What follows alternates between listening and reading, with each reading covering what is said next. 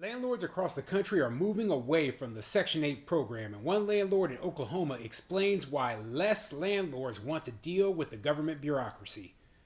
I'm Tony, and this is Real Estate Investing and Landlord News. All right, so I have an interesting article for you today, and once again, it's going over one of my favorite topics, and that's Section 8. Okay, so obviously, I am a Section 8 landlord. I do have some tenants that are Section 8, and you know what? I have no problems with it, but I don't want the majority of my properties to be populated by Section 8 tenants. And the reason is because you know what? It's a lot of work, okay? And it costs me extra every time I want to put a Section 8 tenant into one of my units.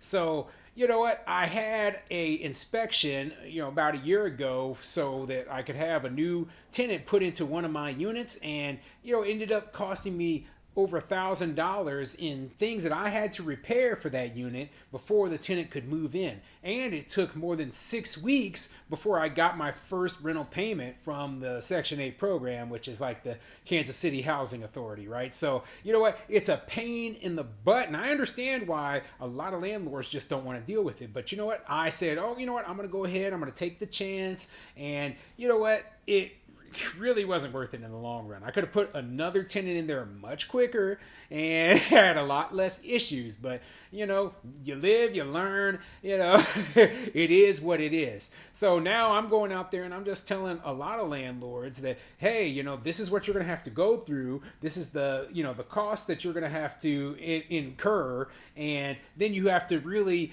question, is it worth it? And for a lot of landlords, it's just not. Okay, so that's what this article I'm going to be covering today is really going over. So before I get into the article, go ahead, hit the like and subscribe button, and leave a comment down below. Let me know what you think. Are you, as a landlord, would you accept Section 8 tenants? Are you a Section 8 landlord?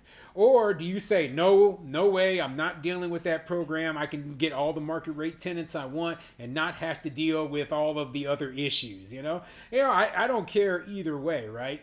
There's a lot of landlords out there right now, and their specialty is Section 8. They have almost all Section 8 tenants in there, and they like the money that the government pays them.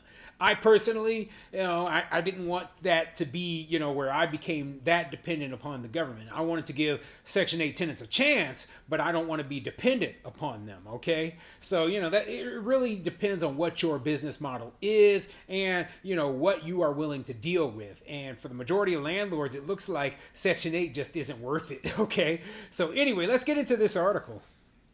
This article is coming from Coco.com, and it says, Landlord explains why he and others are moving away from housing choice vouchers in Oklahoma.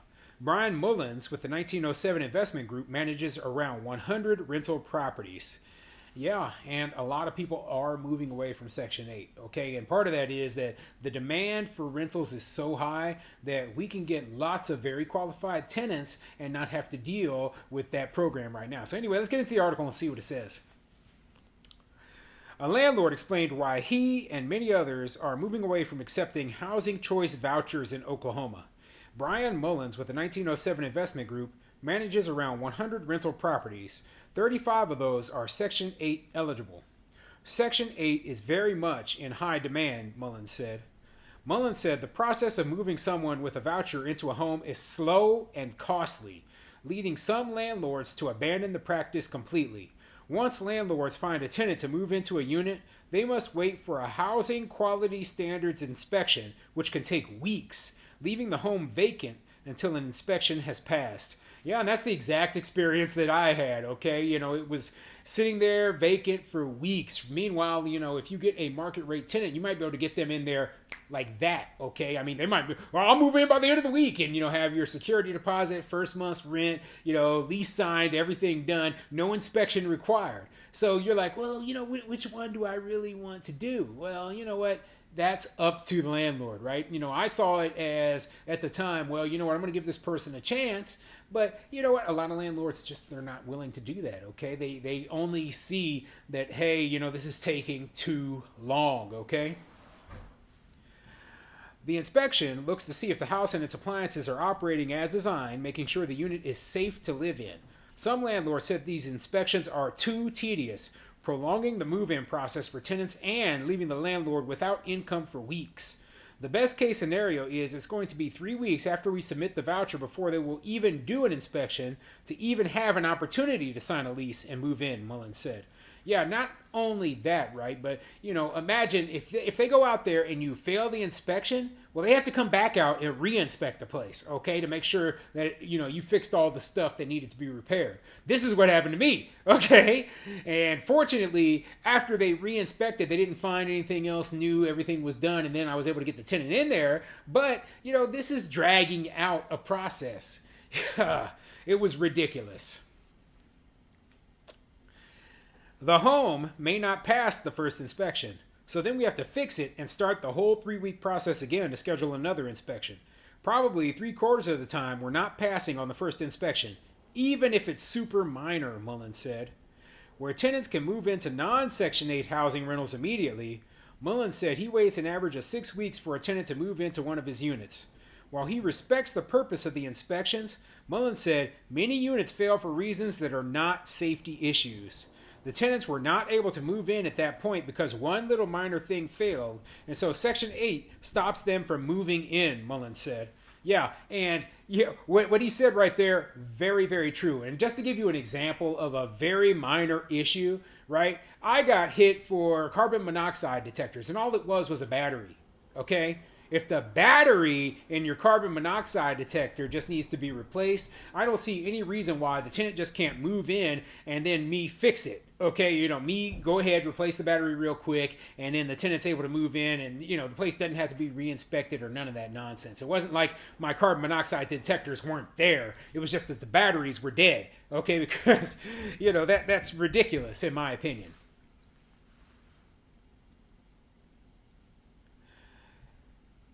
Leaders of the Oklahoma Housing Finance Agency, which operates in all 77 counties across the state, said they are confident that they are doing a fair job of putting people in safe, affordable housing. They also said they value their partnership with landlords in Oklahoma. We value our landlord partners 100%. Without our landlords, we would not have a Section 8 Housing Choice Voucher program, said Deborah Jenkins, Executive Director of the Oklahoma Housing Finance Agency. For the agency, it isn't the process that is pushing landlords away. Jenkins said property owners could simply get more money by not renting to Section 8 tenants. So if you know that you can command those rents on the open market, you would much rather go that route.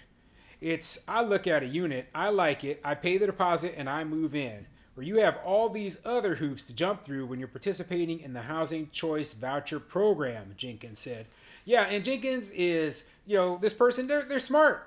Okay, they realize that, hey, you know what? Landlords are getting more money by going out on the open market. They're dealing with less stress. They're getting the money quicker, And so how do we fix it? That's the real question. How do you fix the Section 8 program? The only thing that I could think of was you have to incentivize landlords monetarily.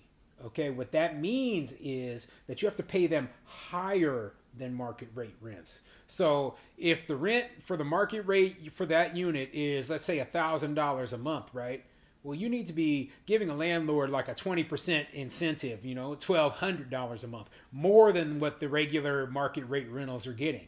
That way, landlords know, hey, it's worth the extra burden that we're going to have to go through dealing with the government because we're getting this extra money. And a lot of cities, they're putting in place, these bonuses. The only problem I have is the bonuses are usually just a one-time payment. I think that every single month they should be paying extra, in my opinion, right? That's the only way you're going to ever incentivize landlords to put Section 8 tenants into their units. Not only that, you should give a landlord maybe like, let's say, a couple grand, bonus for moving them in, and then an extra $200 a month, as long as they stay in your unit on the Section 8 program. And I mean 200 if the rent was 1,000. So it'd be like $1,200 a month. So you know what? That would be saying, okay, well, there is a big incentive now for landlords to put Section 8 tenants in because they're going to get paid handsomely. Okay, that's the only way.